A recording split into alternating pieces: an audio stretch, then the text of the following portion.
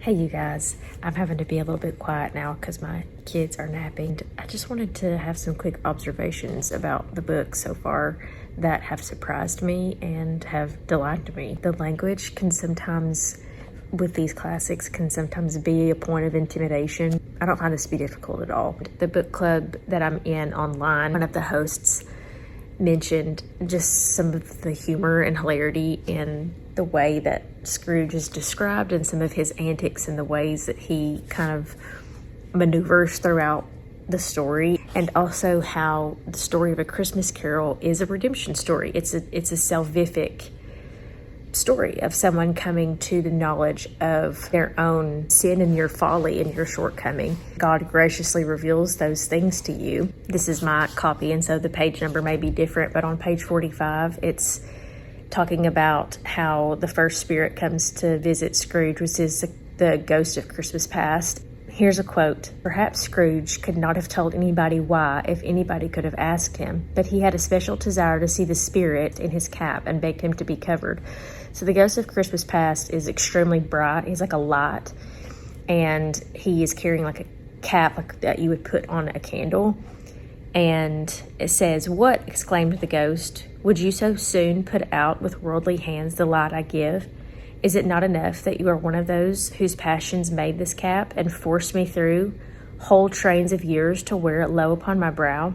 When there's going to be a transition or a transformation take place with someone's heart, there has to be an acknowledgement of their past, and to the acknowledgement of one's desire to suppress the past, whether it was painful or they performed poorly and did things that they regret. In order for there to be transformation, we can't do that. Alrighty, so I'm prepping for a book club right now, and I have wafers from the store and then these little like pirouette that are like orange flavored, so I thought that'd be fun for fall. And I'm making pumpkin muffins right now, and then we're gonna have coffee and tea and talk about Princess and the Goblin, so I'm excited.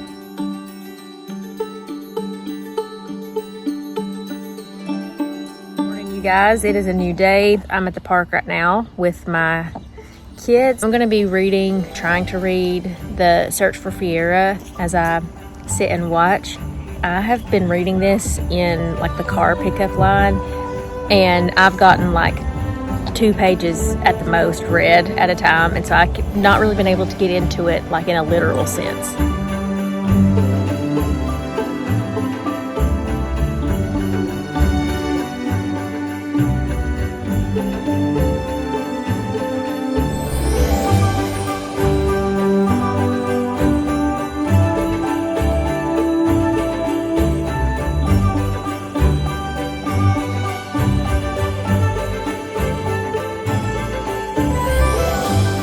Has anyone ever read anything by Patrick Taylor?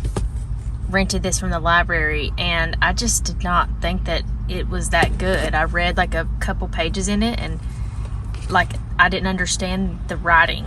Then I rented Pure Nessie. I do want to finish this book, but I just don't have time.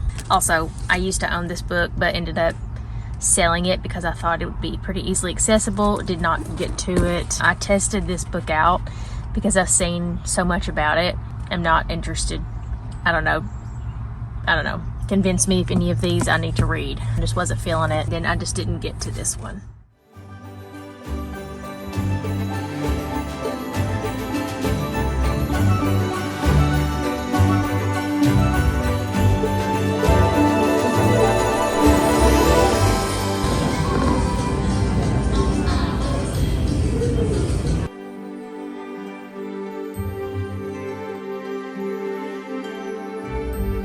I'm about to go do my run on the treadmill. Just wanted to give a quick reading update. I'm now going to be picking up tonight The Mythmakers by John Hendricks. I just want to finish this book before November is up. And then I'm still probably about like 11% through The Search for Fiera by Stephen Lawhead. And I haven't picked that one up in a few days because I focused solely on finishing The Happy Life of Isadora Bentley. And I gave that book 2 stars. It was an absolute miss for me. I don't like the way that forgiveness was handled, And the main character, I feel like, was very selfish. That she makes mention of that in the book, but I just felt like the answer to the whole premise of the book, like discovering happiness, I was not satisfied with how that was dealt with. I don't agree with the premise of the book. And I felt like the character was full of self-pity and was only concerned about like people around her proving themselves to her. And I think that is a very exhausting way to live.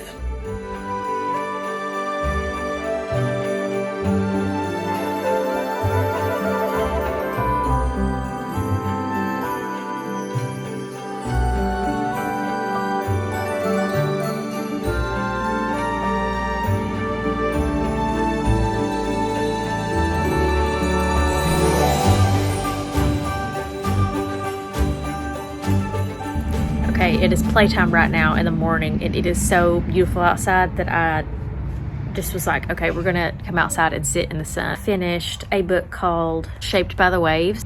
Didn't like that book.